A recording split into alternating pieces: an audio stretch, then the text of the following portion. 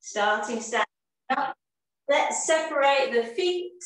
And we're reaching the arms out wide and overhead. Take a moment to let the hips sway side to side as you reach those fingertips up to the ceiling.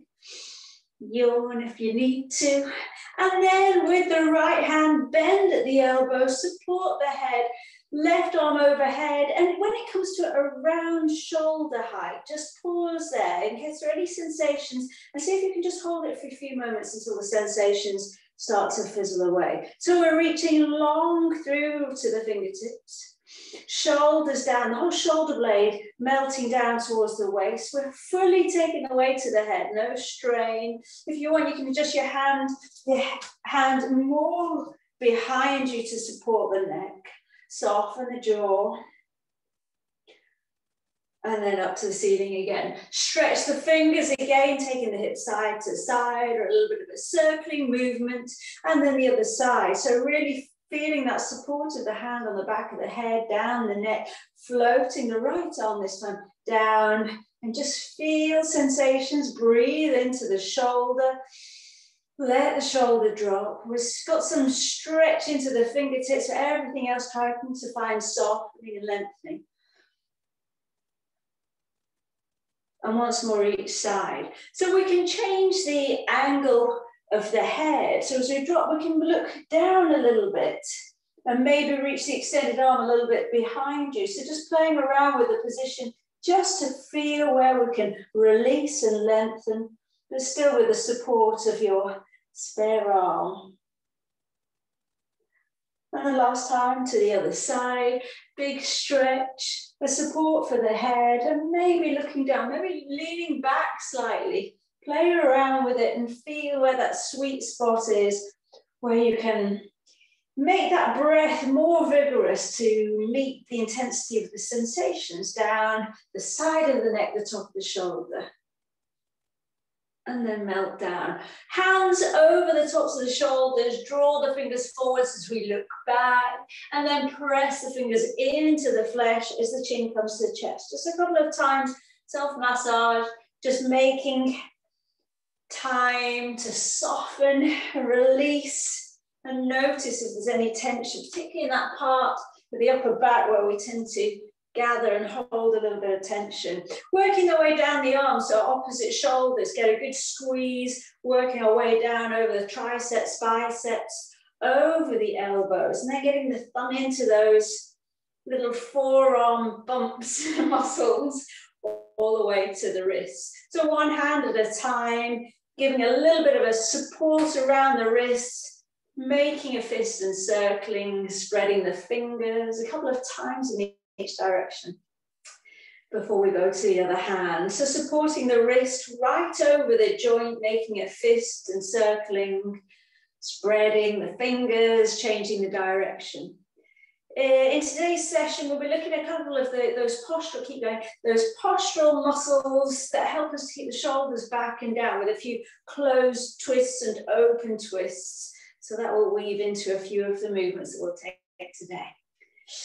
All right, roll the shoulders forwards, up, back and down a couple of times. Deep breath in, more oxygen around the body, making the circles a little bit bigger. Taking the bend into the knees and straightening cactus arms, elbows into the waist. Last few times bending as we flex the spine forwards, leading with the elbows. Opening and melting the shoulders down. Last time, bend, flex down through the spine. And then leading with the elbows. Lift and open. Great. So shrug out the shoulders. We're going to go straight into a roll down and then a flat back lift up to standing. Working against gravity is quite hard going. So let's take the feet till they're hip distance apart, toes pointing forwards. We'll take the arms out wide, stretching overhead. And then as we melt the hands down, chin to chest, we're rolling down until we come to that Ragdoll Fold. Now, sometimes when people take the Pilates roll down, we let the belly go, but strong through the belly, navel to spine. It's the back of the body where we're looking for softening, lengthening, release. The stretch into the backs of the legs, but all the time, try to think about the muscles between the two hip points being drawn together. Now pause in this ragdoll fold. It's probably the deepest hamstring stretch you've had yet today. Think about your halfway lift in a sun salutations. Let's place the hands on the hips and then lengthen the top of the head, not the crown of the head, forwards, and the sit bones up the back wall. So let down the backs of the legs, and we come to the flattest, longest line we can in the spine into the neck. Try to avoid sticking the chin out. Think about a peach under the chin, between the chin and the chest. Shoulders back and down. Roll the shoulders back away from the floor. So core is toned. And now press the whole outline of the feet into the floor. Micro bend in the knees. And work with that resistance against the gravity to come back up to standing. Okay, twice more. Deep breath in to reach. Stretch, then melt down, chin to chest, heavy arms and shoulders, but right away, core strong, like you're peeling your back off the wall behind. Find places to release, even if it means zigzagging your way down. Head heavy, and pause in that ragdoll fold. With the hands on the hips, you can encourage that pelvic tilt. So if the pelvis is a bowl of water, we're tipping the water forwards and getting that full length down the back of the leg. We can always get a little bend in the knees rather than hanging on locked knees. A small bend there, lengthening the back of the legs, feeling any stress melting out of the back. And then let's find that halfway lift position. Hands can be on the hips just to help you get a sense of length in the spine. We're looking at the floor, maybe a foot in front of your big toes. Now peel the shoulders back, close your front ribs, navel to spine, and with a strong core. Feel as though the movement is initiated from the navel, coming back up to standing. We've just got one more of those. Breathing in, taking a big stretch, and then melting the arms down, chin to chest, rolling down through the spine. Last time in this ragdoll fold. Halfway lift. This is our pause to engage everything, the abdominal wall firming up. And now we engage the upper back muscles so the shoulders roll back away from the floor. Hands can be on the hips. And remember, a little bend in the knees rather than locking out the knees. And then back up to standing. Now we've got 3 rounds in reverse. So this time we're going to come down to via a flat back. Feel that length, pause, and then we melt all the way down, bend the knees, and we're rolling up through the spine. So I've made you do the harder version first. Hands on the hips, floating down. Now let's try and firm up the front of the body, ribs together, navel to spine, pelvic floor lifting to give you more length, and then melt down over the knees. Straightening up as we roll up through the spine. Last one, hands on the hips, flat back, think length, find length in the tailbone and right up to the crown of the head. Breathe deeply, grip the floor with the feet, squeeze the glutes, and then melt all the way down with bent knees. So the chest is on the thighs. And then this time, the last time we roll up, see if you can lead with the sit bones. So notice where they're pointing at the wall behind you. Lift up the wall behind and then roll up, rebuilding the spine, one vertebra at a time, and roll the shoulders back and down. Here we'll clasp the hands behind the back, opening across the chest, and we'll take the head side to side. Correct. So we'll move on to those open and closed twists. So it's a kind of Pilates principles that we'll apply to some yoga positions. So legs nice and wide. Let's start with the left toes turned out to the left wall. The right heel, come up onto the ball of the foot and adjust your heel away. So the toes pointing in a little bit. Hands on the hips, lengthen through the spine. Now arms out wide. Take your chest, shoulders, ribs across to the left wall as far as you can go. And then we spin the arms to the palms face forwards, and we lean down the leg. Now, let's be fussy about this top arm, because it's all about our postural muscles and supporting the body. If you can pretty much only see the top of your shoulder, hold the shoulder and roll the shoulder back. And if that's hard to keep it in place, keep holding the shoulder.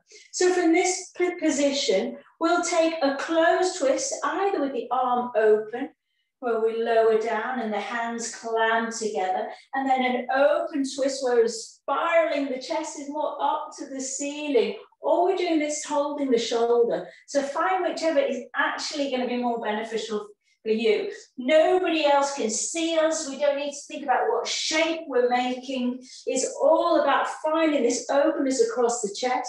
We pause long enough in this open twist. So we're going beyond this triangle position. We're trying to spiral from the base of the spine, ribs, shoulders, to open to the back wall. With this front leg, because both legs are straight, it's very easy to overstrain. So a little bit of a bend in this front left knee is really helpful.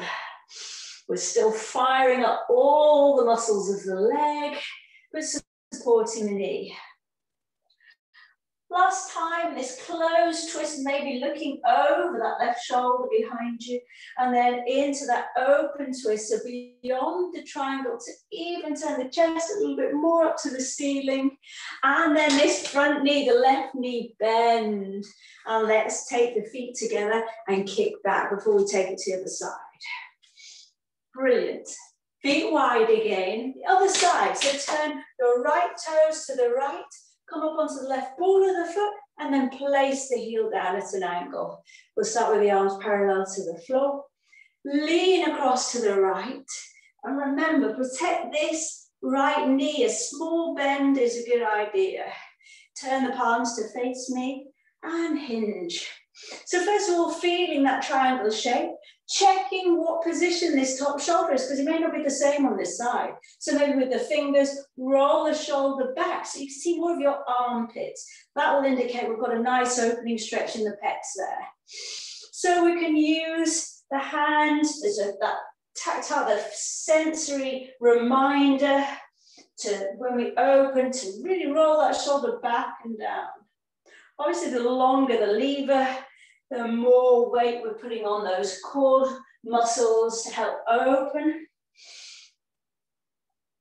Either way, let's see if we can work on this as a twist for the spine, this closed twist. You can hold your hips if that feels more supportive. We've only got a couple more. Rounding down. Making any adjustments, remember no straining the front knee. Last time, big open stretch. So almost as though the back of this top hand is trying to press the wall behind. Open wide, think wide wingspan, then bend, fully bend your front knee, and let's kick the legs back. Brilliant. Because that was very wide stance, let's just, as a counter, stack your right foot over the left, and we're taking a roll down. We're hanging down towards the floor. We've got the support of the knees into each other. So the knees are a little bit bent. We just come into that forward fold, have a little sway, and then to rebuild the spine, press that back left knee into the back of the right knee and roll up through the spine. Roll the shoulders back and down and switch the legs. Left foot in front of the right and across to the side. Knees are stacked. Chin to chest, hanging in and down. Pausing to have a little sway around the feet. And then pressing your back knee forwards to deepen the bend in the knees, rolling up through the spine. And again, rolling the shoulders back and down and release the legs. Last thing, standing before we come down to the mat. Take the legs out wide. Same closed open twist. Turn your left toes to the left and meet me in an extended side angle. So let's avoid collapsing into this front thigh. I'm saying front, so your left thigh, opening the chest. And now we can hold the head and we can point the elbow towards that left knee and then up to the ceiling. Options to make this a little bit more dynamic. So we can extend the arm. We can swivel on the back foot, so allowing the back heel to lift. And we come into this twist. And then the heel goes back onto the floor and we come into the extended side angle. So there are different layers or levels of intensity of movement. We can work on the postural muscles that we're targeting perfectly well with the support here of the hand on the back of the head. Otherwise, do allow the back heel to lift if we're going into a deeper twist. And allow the heel to find the floor again into this extended side angle. So whichever level, maybe we tap down to the floor and then open and reach the arm overhead. But the same principle applies. If we hold the shoulder, if we're finding the top of the shoulders rolling forwards, just guide it back. Last couple of times into a twist, however deeply you want to go into that twist, all fine, as long as we move slowly, mindfully, notice how the body's working, it's all going to be fine. Lovely. Let's come to a wide leg fold. So turn both sets of feet to point forwards, hands on the floor, bend the knees and lift through the sit bones. A couple of times, squatting and then lengthening through the legs. Once more. And then we're going to go straight to the other side. Though do step the feet together if you feel you need to. Right toes out to the side, left toes pointing forwards. Take a bend so that the right knee is over the ankle, and let's just initially meet in this extended side angle. So if we reach into those fingertips, we're getting a stretch right down the front of the hip. We have a slight pelvic tilt so we can iron out the crease at the top of the leg. Now let's start by having one round holding the shoulder. See if we can open to get this pec minor stretch here so we can see the armpit. And then the closed twist, elbow points towards that right knee or even maybe towards the back wall. So you find your range of movement and then find how much we want to extend that arm and add. Maybe the fingertips come to the floor and we look over the shoulder. Maybe we take this twist right down to the extended left leg and the heel lifts. To find what's right on this side. Keeping your mind on a steady breath.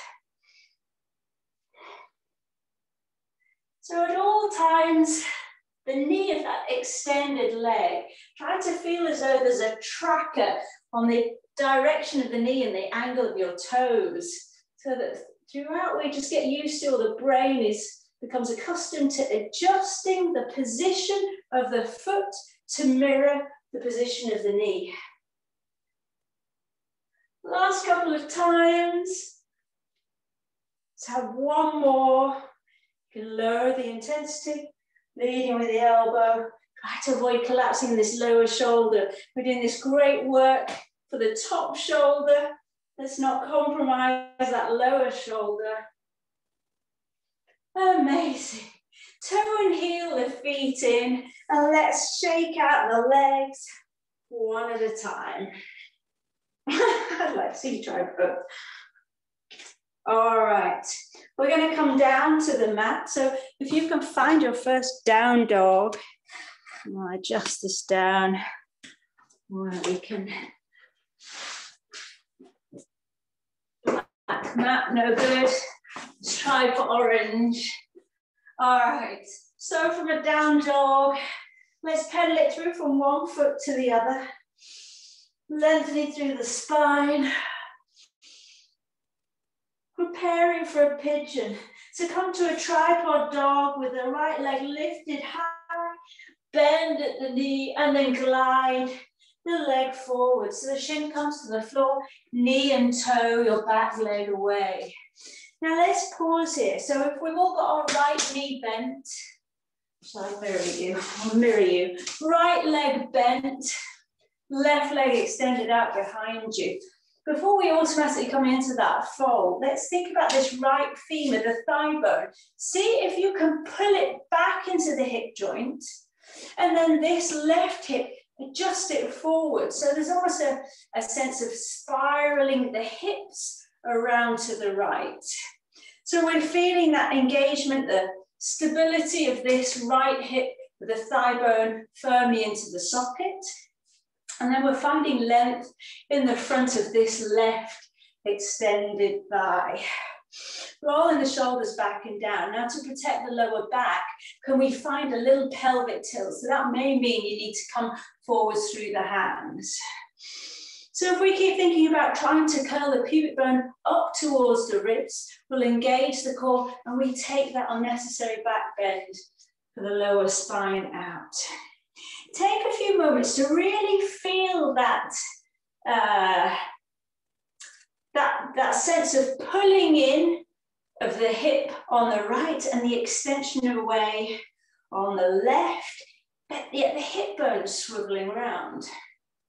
So we're lengthening that back leg, hip points swiveling around to the right hip driving the thigh bone into the socket. So a lot more active through those pelvic muscles than we might normally be. We're here for another couple of breaths. So if you want to then come into a fold over that front thigh, that's fine. So here we can stack fists. If you've got a block handy, you can rest your forehead down. And it's not copping out, coming into a forward fold. Passively stretching and trying to find heaviness in the body is a great way to soften out the muscles and find length and release.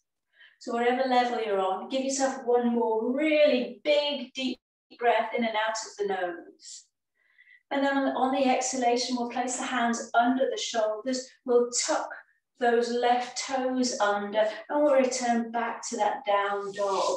You pedal it through from one foot to the other for a moment, just to even out the hips. Maybe lift the heels up high, let the sit bones ride up the wall behind you, into a few more pedals, side to side. And when you're ready, left leg is going to come forwards, lower the shin, and then toe and knee that back leg away. So just finding your position, giving yourself as much support through the hands as you wish. Now, think about engaging all the muscles around the pelvis. We have a slight tailbone tuck, so immediately we're supporting any lower back bend. Pubic bone curling up towards the ribs, so stay active and strong in the abs. Try to think about the pelvic floor lifting, and that should actually give you a sense of length even in the hip flexors here for this front right leg. So this time the left thigh bone drawn into the socket, the right hip bone spiraling around to the left, yet we're getting length through the back of that straight leg. Breathing in deeply. We can use a little bit of a swivel in the upper body to help get that sense, but if we really press onto the top of that back foot, so we're maximally lengthening the front of the leg, thinking about that pelvic tilt so your core stays strong. We take out some of the intensity in the lower back. Let's make sure the chin's nodded into the chest, shoulders slightly back, and we can come into the forward fold if you wish. Maybe just walking the hands forwards a little bit and not coming all the way down. Just find where you can enjoy a gentle stretch, working the external rotators of this front leg, breathing length into the front of the right thigh. And give yourself one really big breath in and out of the nose. Brilliant. We're going to come on to all fours. It's going to be cow, dog, cow, extended child pose. Just a few rounds that we're resetting those hips to swing your back leg forwards, meet on all fours. So if we make sure the shoulders are over the wrists, feet pointing back, knees, ankles in line with the hips. Here's our cow pose. We're pressing down into the floor and drawing the chest forwards. Think about all that opening the chest we've been trying to do, drawing the shoulder blades together, and then tuck the toes, drive back through the hips into a down dog. Immediately, as soon as you felt the shape, the knees lower down, come back to a cow pose, release the toes and sit back in extended child pose. Immediately, we creep forwards up to cow, breath in, tuck the toes, breathe out, down dog. Breathe into cow pose, knees down, release the toes, open the chest, breathing out, child pose. One more round. Try to keep the elbows and wrists in line with the shoulders. Very easy for the elbows to start to distance themselves to the outer edges of the mat. So as you look down at the wrists and you lower down to your child pose, see if you can create those parallel lines. Brilliant. Come up to sitting, any comfortable position. If you've got a block hand, it's quite nice to elevate the hips a little bit higher than the knees. Let's roll the shoulders a couple of times, and then we're placing the left hand on the floor. We're taking a deep side bend. Let's have the palm facing up to the ceiling and reaching as far over as you can go. Now we're pausing long enough to soften this right thigh. You might feel it all fires up. Those hip flexors that we've just lengthened all want to fire up. So shake out, maybe give them a little squeeze if you need to. So glancing forwards, we again hold the head and lean back into the hand and look up and look back. Feel the top shoulder blade, that right shoulder blade rolling back and down. And then close elbow towards that hand on the floor. Once more, opening wide, chest open wide, lean back into the hand. Feel length across the chest. So maybe it means those left fingers extending a little bit further away from you. And close. Last time on this side, and then we're over to the other arm. So this is the last big stretch across the chest on this side. Use the weight of the head to lean into the hand. Add some opening across the chest. Puff the chest out, heart forwards. And then release. Right hand to the floor, left arm with palm facing up. Right away, open across the chest and reach over the ear. Find some softening in the thighs. Find some distance across the chest. Find where's a comfortable position for this right hand. Further away and slightly behind you will increase the opening across the chest. Let's hold the head and then press the head into the hand and lean back with chest forwards. And then rounding that closed twist, elbow towards opposite knee and opening. So a pause in each phase, just long enough to feel our edge. Where's the biggest stretch open here? Lean into the hand, stretch across the chest before closing the twist. And let's have one more here. I know you might be looking at the clock, but we have time for the 100. Let's set up your core for the day. Hold the shoulders back and down. Rounding a few times. Here, arms parallel to the floor, reach into the fingers, knees can be bent. Let's go, we're patting down, 2, 3, 4, 5, palms up, 2, 3, 4, 5, down, 2, 3, 4, 5, and up, 2, 3, 4, 5. Keep going. So navel to the spine, and the spine into the mat. We're trying to round the upper body and the hips off the floor. Maximum work into those abdominal muscles. Do leave your head on the floor if this is creating unnecessary tension in the neck. Now we are strengthening the neck muscles here. So unless there's pain, it's okay for it to feel a little bit difficult, but just knowing the difference between that pain and the muscular effort. So last few rounds, we're reaching into the fingers. Can we curl the sit bones away from the floor? Load onto those abdominals. Deep breath in and out of the nose. vigorous patting, stretching to the fingertips. Remember, if we start a movement right from the ends, we're firing up all of the muscles. So the back, along the arms. Let's breathe in, 2, 3, 4, 5, and out, 2, 3, 4, 5. Last 2, in, 2, 3, 4, 5, and out, 2, 3, 4, 5. Last set, 2, 3, 4, 5, and out, 2, 3, 4, 5. Hug the knees into the chest. Have a little rock on the spine, and then you can take a big start, full body stretch, rolling the head side to side. Make sure you stretch out those abdominal muscles who we've been engaging. You can stay there for a moment. We're done. Well done.